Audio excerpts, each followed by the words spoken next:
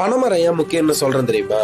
குருத்து சீவி கல் எடுப்போம், சுண்ணாம்பு தடவி பதனி எடுப்போம், பதனியை காய்ச்சி கருப்பட்டி எடுப்போம், கருப்பட்டியை நொறுக்கி நாட்டு சர்க்கரை எடுப்போம், காஞ்ச வாழையை வச்சு கூரை கட்டுவோம், வேலி கட்டுவோம், பச்சை வாழையை வச்சு விசிறி மட்டை செய்வோம், பச்சை மொளையை பதப்படுத்தி ஓலைச்சுவடி செய்வோம், பச்சை மட்டையை வச்சு கார்த்தி சுத்துவோம், காஞ்ச கூக்கான வச்சு கார்த்தி கட்டுவோம், காஞ்ச மட்டையை வச்சு விறகரிப்போம், கோடை காலம் வந்தா நொங்கு திம்போம், முத்தன நொங்க பனம்பழத்துக்கு விட்டுருவோம், விழுந்த பனம்பழத்தை சுட்டு சாப்பிடுவோம், மீந்த பனம்பழத்தை கிழங்குக்கு போடுவோம், தோண்டன கிழங்கு அவிச்சு சாப்பிடுவோம், அடுக்கண கிழங்குல கொட்டையை உடைச்சு சாப்பிடுவோம், நீந்த கிழங்கு அடுத்த தலைமுறைக்கு ஒரு பனங்கண்ணை நட்டுட்டு போயிட்டே இருப்போம், விழுந்த மரத்தை தலவாளத்துல பொலந்து கட்டுவோம், எழுந்த மரத்தை விளக்கேத்தி கும்பிடுவோம், வளர்ந்த மரத்தை தாய் தெய்வமா வணங்குற கூட்டண்டாயினாங்க. படகு கூட பனைமரத்திலேயே செஞ்சவங்கடா நாங்க. சேர மன்னர் குடிச்சின்னமா பனைமரம் தான் இருந்திருக்கு. பனம் பூவை பல மன்னர்கள் தன்னுடைய கழுத்துல மாலையா போட்டு வந்திருக்காங்க. இதெல்லாம் தாண்டி கடும் வறட்சியை தங்கி தானும் வாழ்ந்து தன் மக்களையும் வாழ வைக்கிற தமிழருடைய தலைமரம். அது மட்டும் இல்லாம பல கோயில்களுக்கு இன்னமும் பனைமரம் தான் தலைமரமா இருக்கு. இவ்வளவு தாண்டி பனையபுரம், பனஞ்சேரி, பனந்தோப்பு இது போல ஊர் பேரையும் பனையோட சேர்த்து வச்சிருக்காங்கன்னா